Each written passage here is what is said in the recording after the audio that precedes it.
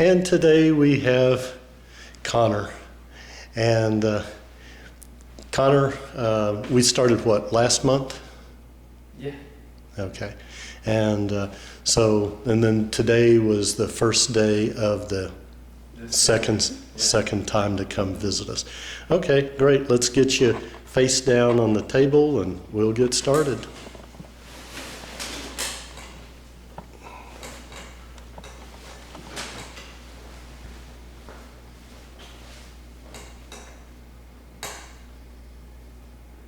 So right now what I'm doing on Connor is some deep muscle work around his shoulder blades using my thumbs.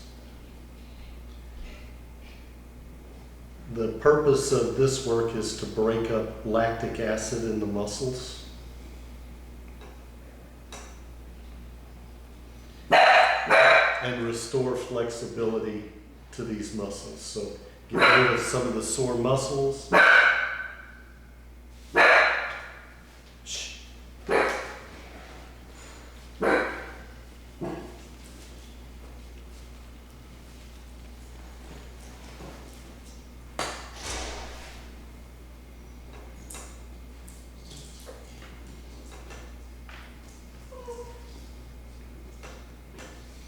Now we're going to work on the left shoulder blade. Now we're going to work on the right shoulder blade.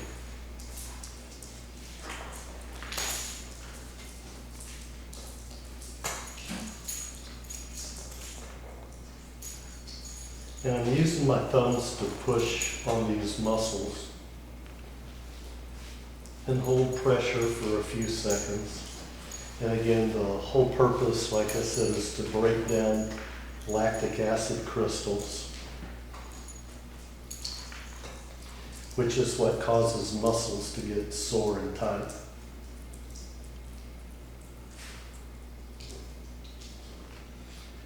And I went around the shoulder blades, and now I'm working right along what we call the spine of the shoulder blade. And these last three I just worked on. Most people are kind of tender there because there's not a lot of muscle on that part of the shoulder blade, and there's nerves that come through there. So people can feel that going down their arm.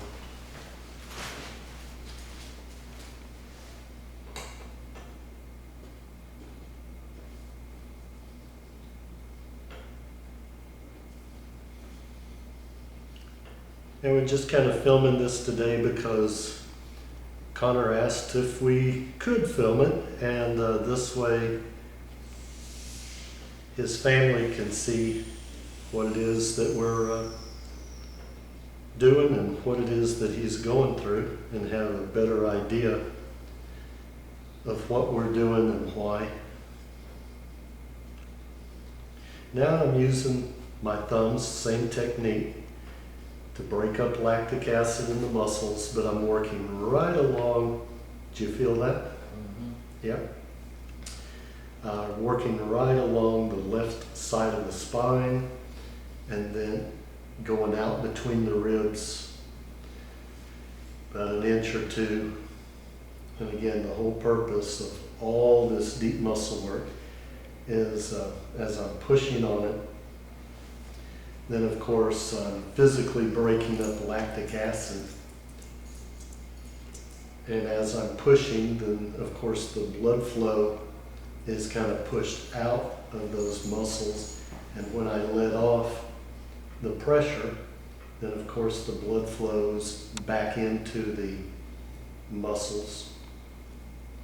And so what ends up happening is you get fresh blood flowing in, fresh oxygen flowing in, carrying away the lactic acid out of the muscles. And when we first do it, the first day is a little sore. And I've been told that I have strong thumbs. But then afterwards it starts to feel more loose and limber. and the soreness goes away.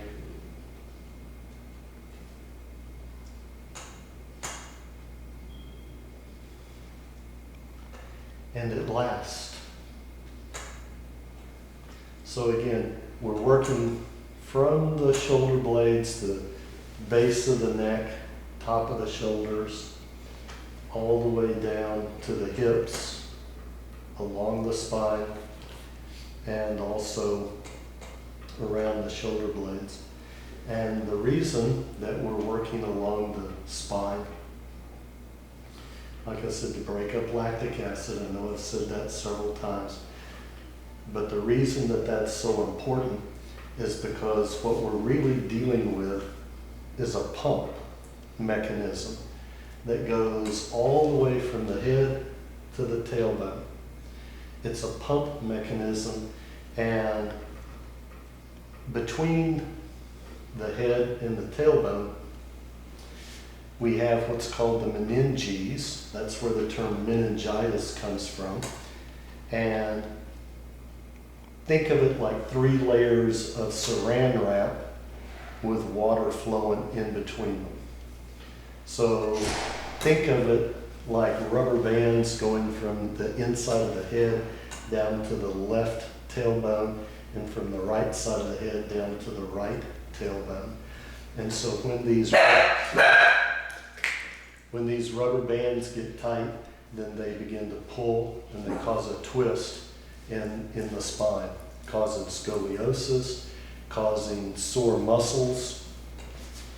So what we've just done, like I said, is the deep muscle work from the base of the neck all the way down between the ribs, all the way into the lumbar and around the shoulder blades. Now we're getting ready to do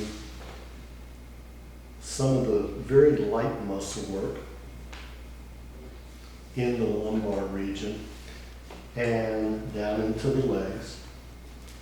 And again, the reason for this work that we're doing is to balance the muscles on each side of the spine. So we're doing the lumbar area in a little bit. We'll work our way up and do the thoracic area. And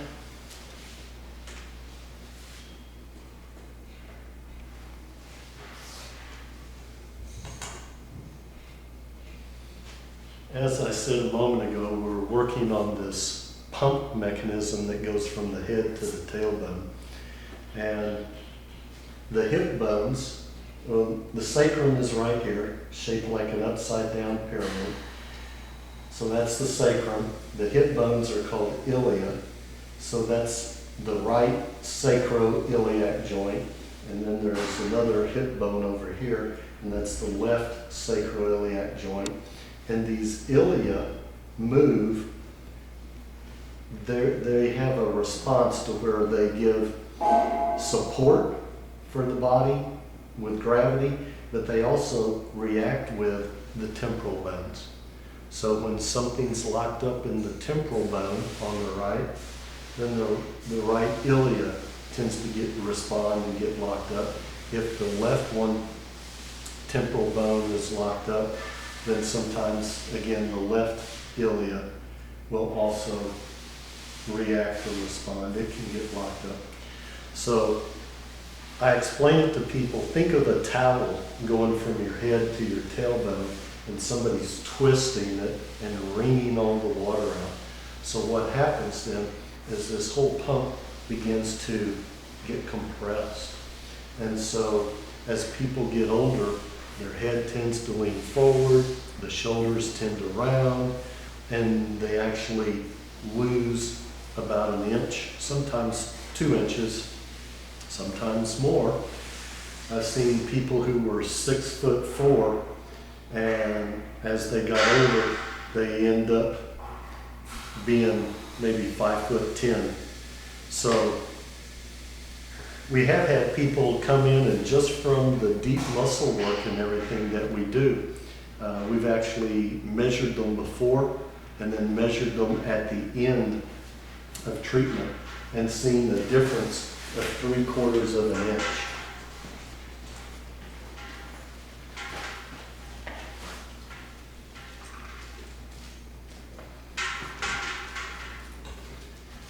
So again, what we're doing right now is, again, working on some of the balance between the left and right side of the spine. So again, working on what we call the Dura, and the Dura is one of those three layers of the meninges. So we've got the Dura matter, which comes from Latin for durable, meaning tough matter. So we got the Dura matter is stuck like Elmer's glue to the inside of the head. It comes down and connects to each nerve root, kind of like a short sleeve shirt on both sides. So where the nerve roots come out, the Dura attaches to that and keeps fluid in on the spinal cord. So every nerve root that exits off between the vertebrae goes to various organs. For instance, there's T1, T2 goes to the heart. So the nerve from right here goes directly to the heart. And it acts as the accelerator for the heart. And there's T3, there's T4. T4 goes to the gallbladder, just under the liver. T5, the liver. T6, the stomach. So the nerves here go directly to those organs.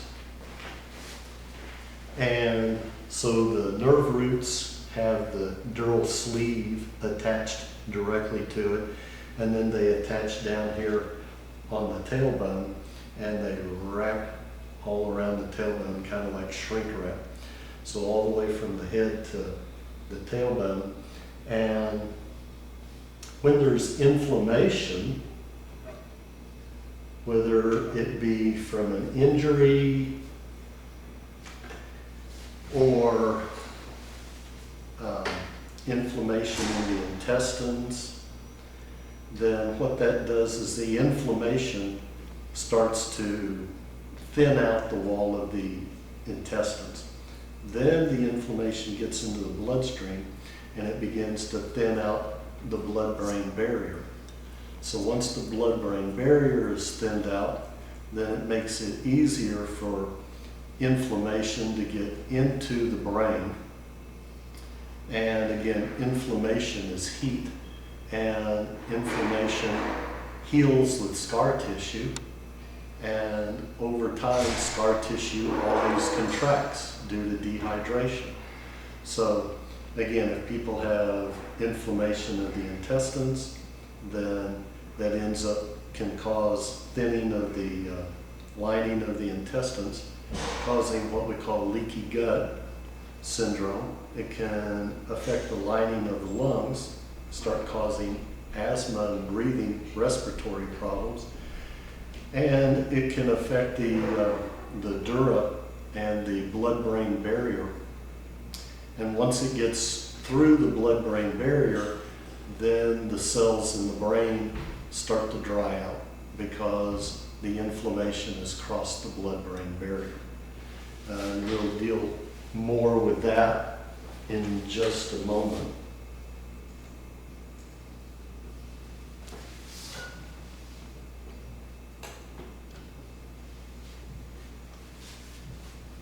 And the inflammation, as it gets across the blood-brain barrier, then begins to affect the nerves of the brain.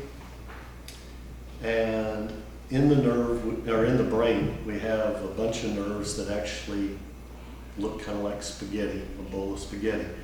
But for every one nerve that sends an impulse, we call them a neuron.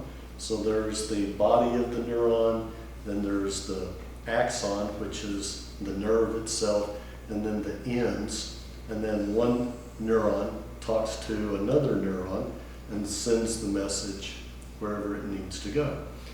So for every one neuron in the brain that sends a message, we have about 50 nerves that just act as support. And we call those oligodendrocytes and astrocytes. So together the oligodendrocytes and astrocytes are called microglial cells. And again, they just act as support.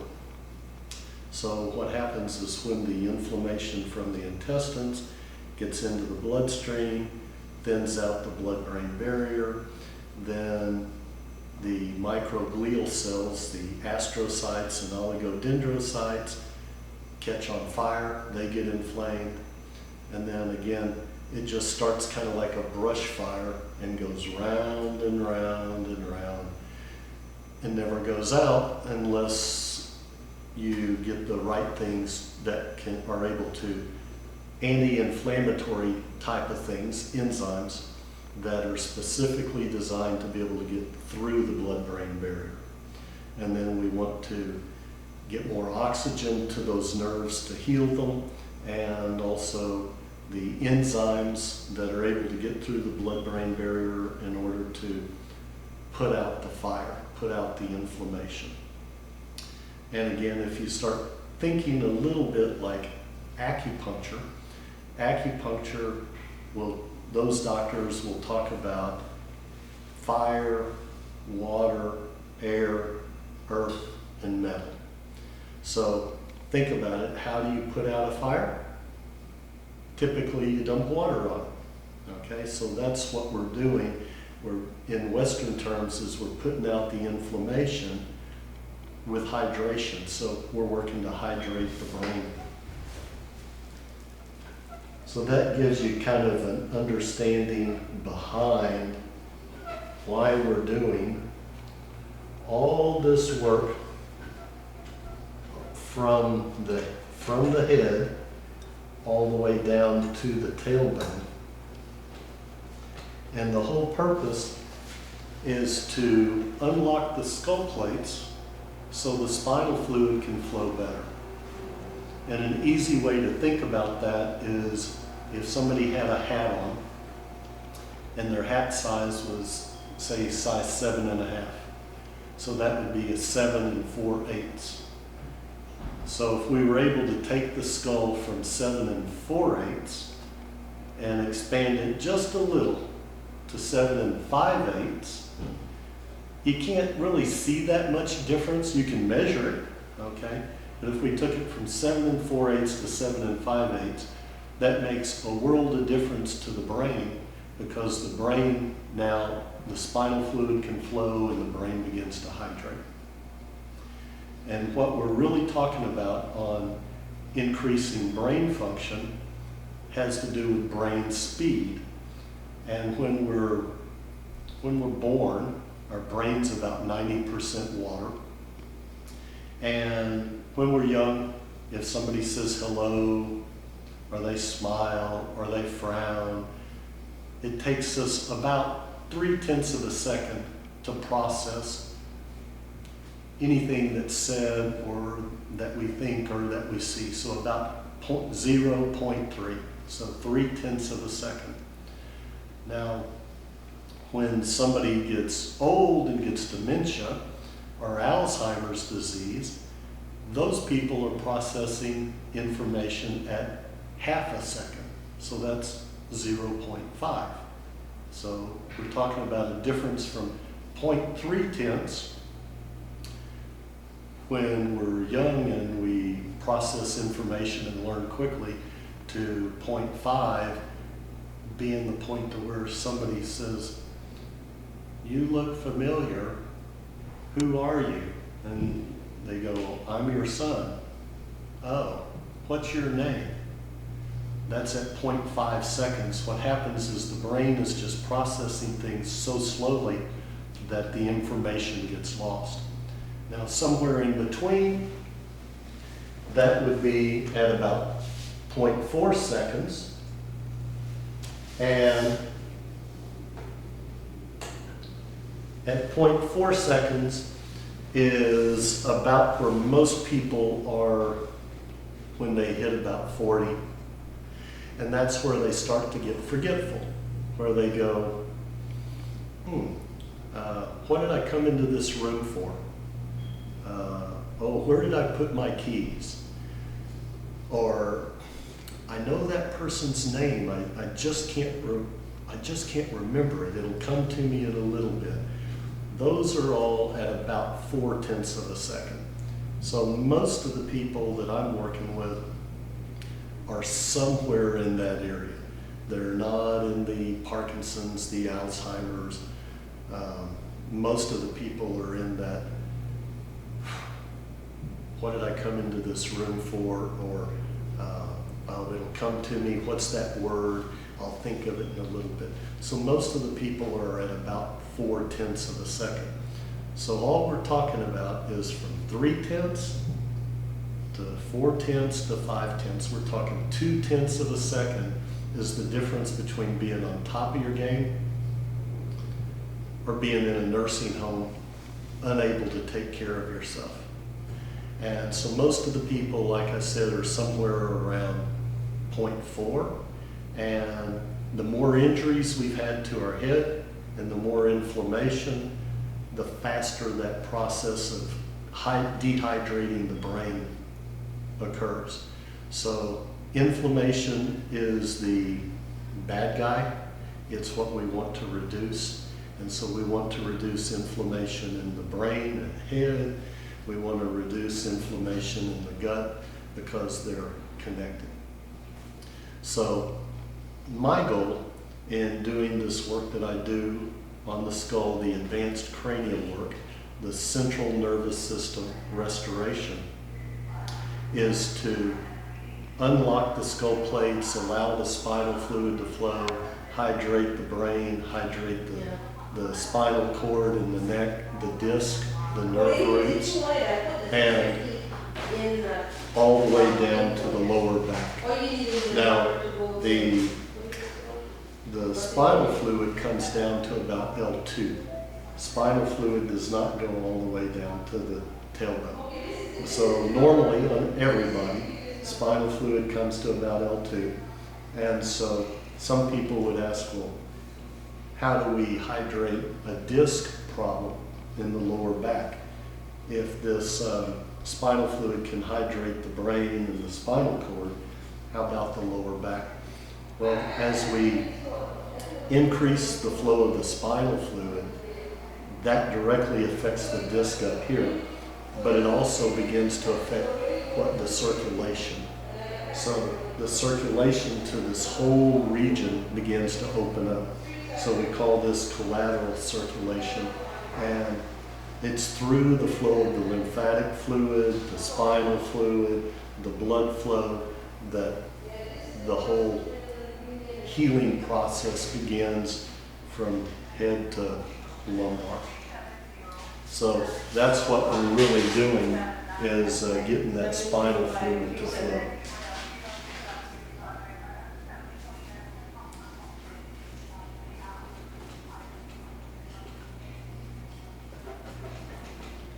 Let's turn you over, face up, Connor.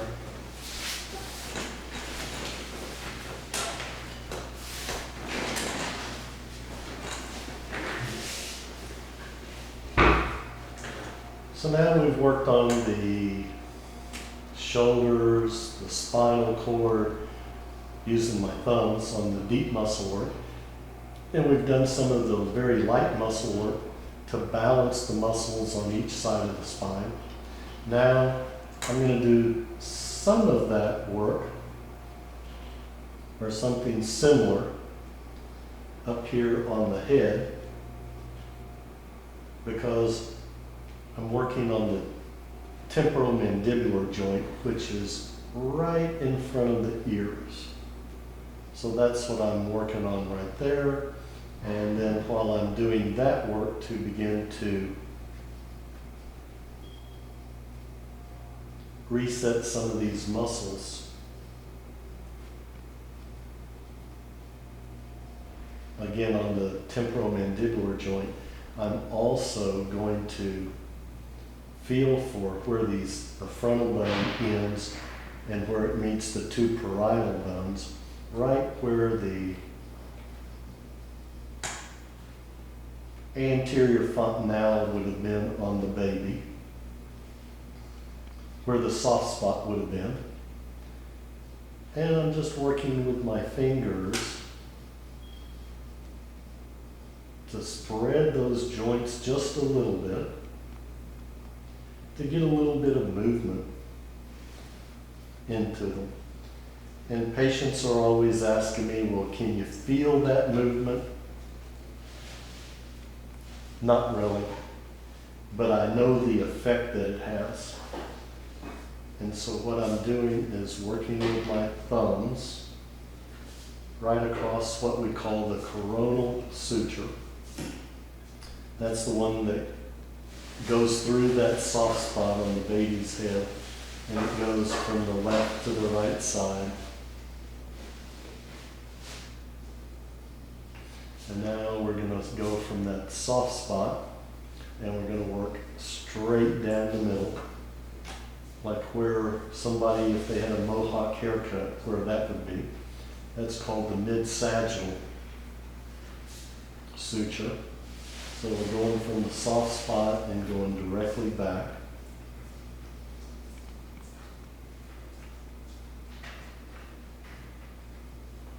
And again, just using my thumbs to work on those sutures where the skull plates come together, just to get a little bit of motion, to free it up a little bit. Now, we mentioned the Dura earlier, and the Dura is like a thin layer of saran wrap that's very tough, that's stuck like glue to the inside of the skull, and then the brain is inside that.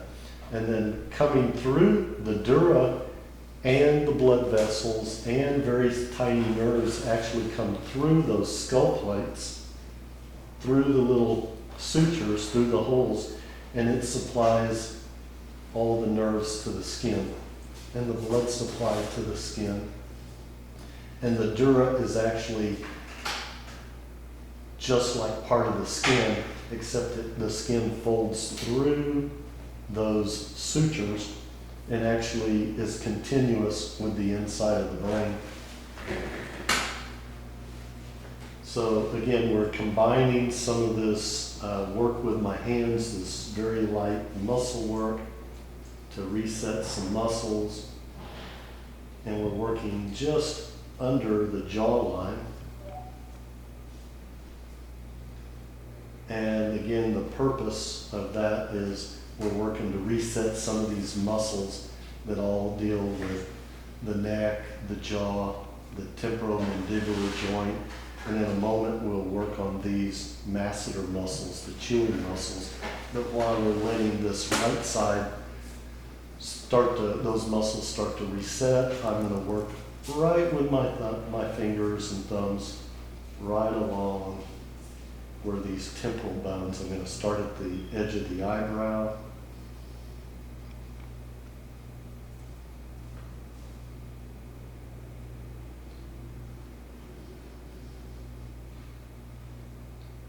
Sometimes when I'm up here on what everybody calls their temple, where the dent is on the side of their head, sometimes that can be sore, especially in the beginning. One side may be more sore than the other. Some people fall asleep while I'm doing this, and others go, ow, that's a sore spot. And they say that it may feel like somebody's sticking them with a nail in the beginning. It does even out, and it becomes easier on the patient as we repeat all this. So right now, again, I'm just going around the edge of the temporal bone and back behind the ear.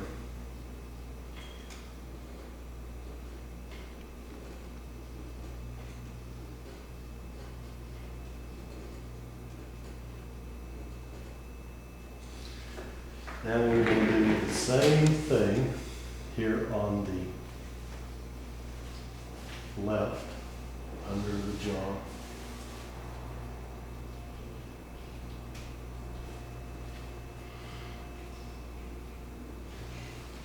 And we're going to work right along from the edge of the eyebrow,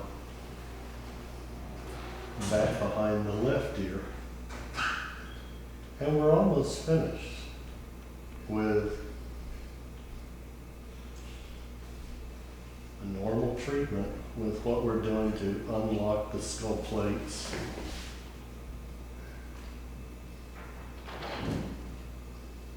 And we do this for every pattern that showed up on the initial exam. There are 6 skull plates. There's the frontal bone, the occipital bone, the 2 temporal bones, and the 2 parietal bones. So we've got a total of 6 skull plates. There's 13 patterns on each one of those 6 skull plates, so that's a total of 78 patterns.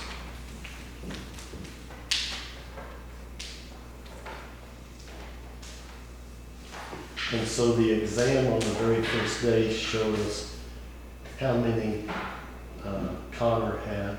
Do you remember what showed up on your exam? 8? 27? 27 or so sounds about right. Usually it's somewhere between 24 and 32 or 24 to 36. I'll look it up on the exam sheet. And most people have about 4 to 6 patterns that are twisted on each one of these skull plates. So normally by the time we get 2 skull plates unlocked, people start to feel shifting and changing happening. And one of the first things that happens is the pain seems to start moving around.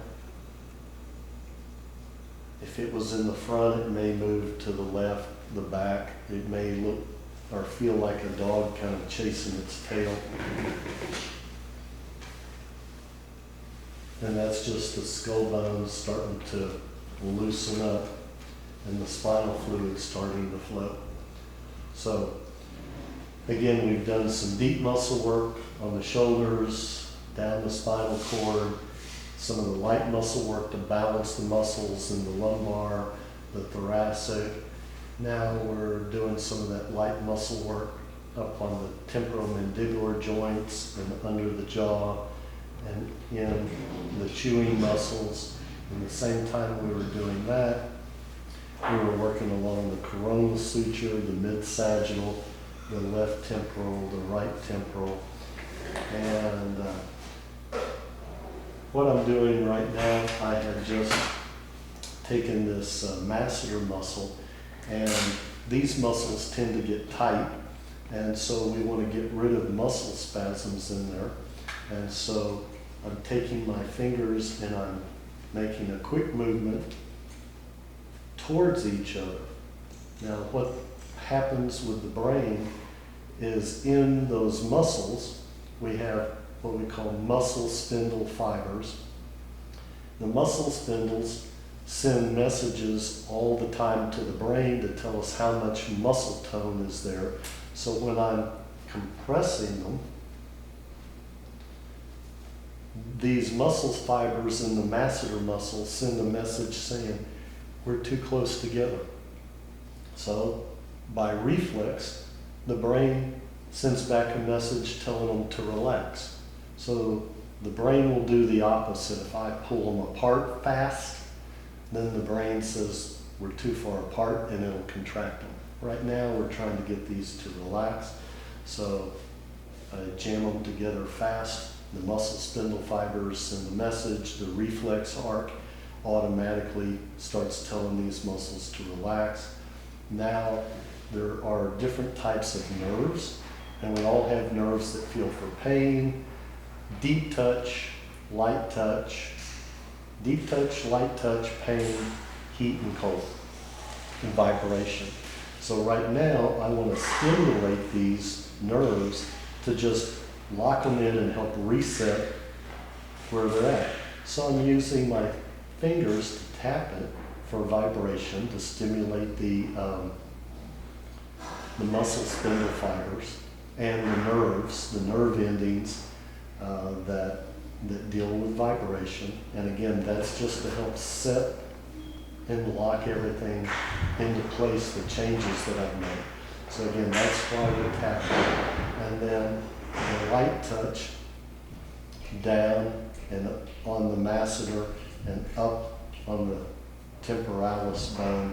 Again, we're just stimulating these to help reset everything. We're going to turn the head to the other side, do the fast pushing forward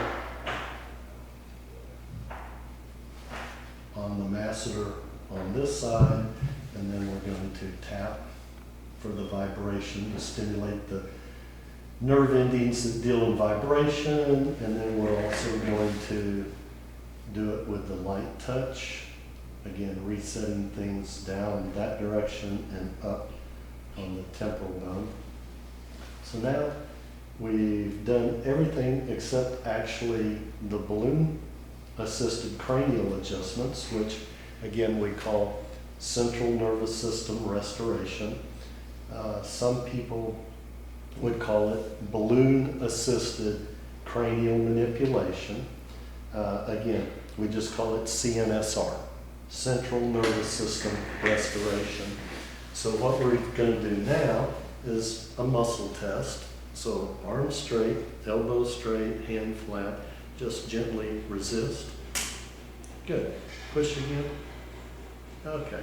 And then I'm going to give a little push at the edge of the eyebrow, and that's holding. And we're going to find push back.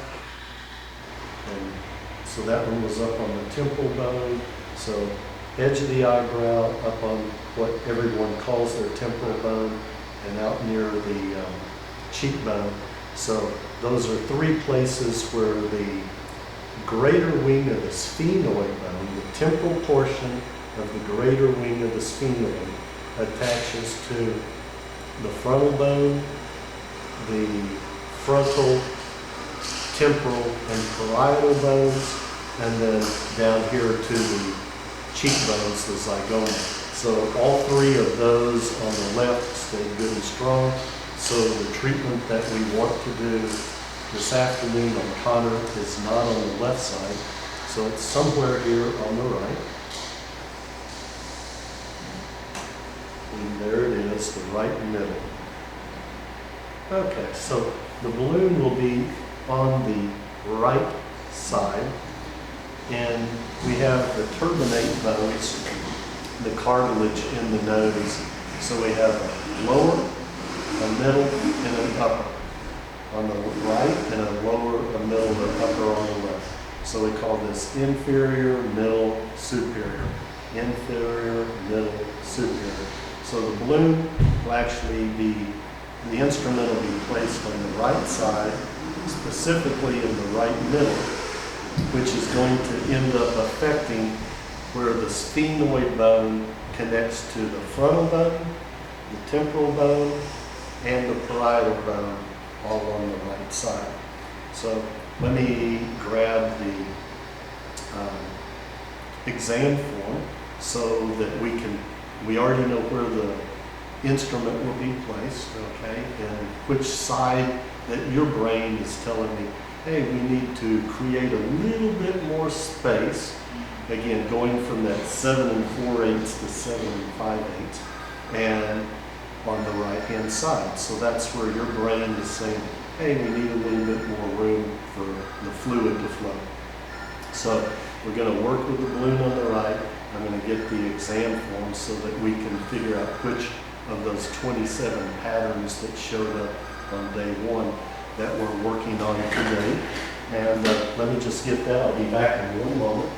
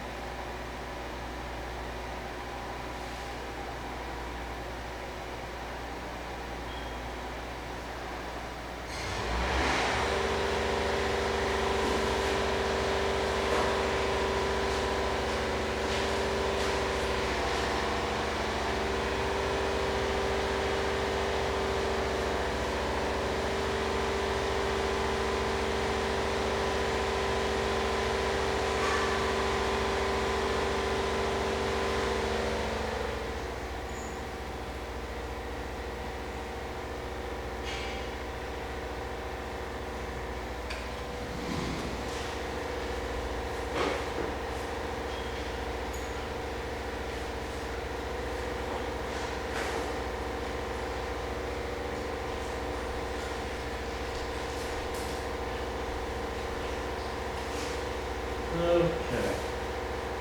So, the balloon, as I said, is going to be right in the middle, turbinates. The head position is going to be with your head to the right and down, just like that. Perfect.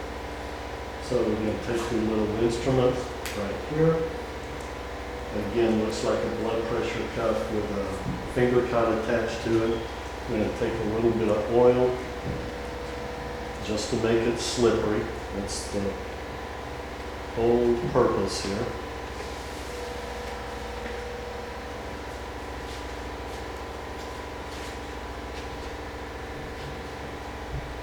So again, we're just using a little bit of olive oil here to get the finger cut lubricated.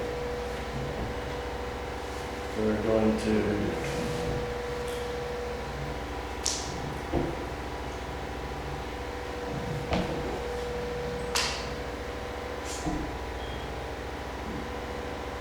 getting a couple of people taking some photos and filming here.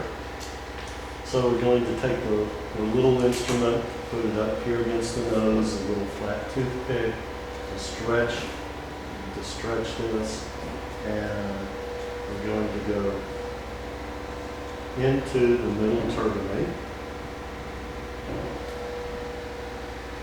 Tighten the little valve so that it'll hold the air, and then we will, in just a moment, we will have Connor put his head to the right shoulder with the chin down, and then as he's breathing, as he breathes in, we'll have the feet come up towards the head. As he breathes out, he'll point them away like a ballerina. And then what we're going to do today, since he likes music, is I'm going to ask him to go ahead and get one of his favorite songs that motivates him in his mind, to kind of think about that. And what he's doing is he's activating the neurons in that part of the brain and activating the chemicals for music that he likes. This morning we actually had him think of his favorite color blue. So we don't do this at the beginning with everybody, but you got some music in your mind? Yep. Okay. Let's turn your head to the right, chin down. Good. And go ahead and get your music in your mind. And as you breathe in, bring your toes up. As you breathe out, point them away. Take a couple more breaths. That's it. Good. And the pressure in the balloon will last probably 2 seconds.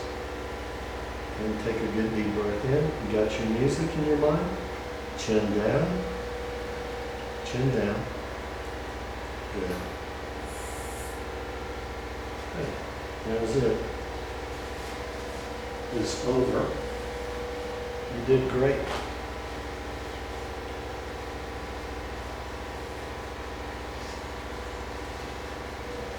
And so what you're doing, not only are we working on, you're feeling it right there, where those teeth, the front teeth,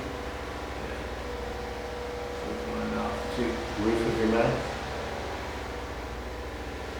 Which teeth are you feeling it in?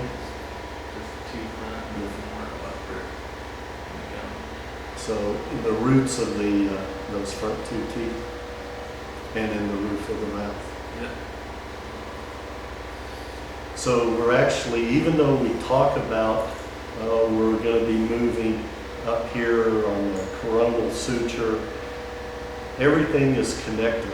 And we talked about that we were going to be moving the bones here where the right temporal portion of the sphenoid meets the frontal, the parietal, and the temporal. And even though we're doing that, it's still, the whole head is like a Rubik's Cube. And so what we're really working on is getting that whole Rubik's Cube back into place. It is a process, and I tell everybody that they'll hear that from me 100 to 200 times. You're going to hear me say it's a process over and over. You still feeling it in those the roof of your mouth and those two front teeth? Yeah, it's going down a bit, but I still feel it. Usually those feelings in the roof of the mouth and the teeth last about 10 minutes, but sometimes they last up to an hour. Feeling okay? Feel like you can sit up? Yeah, good.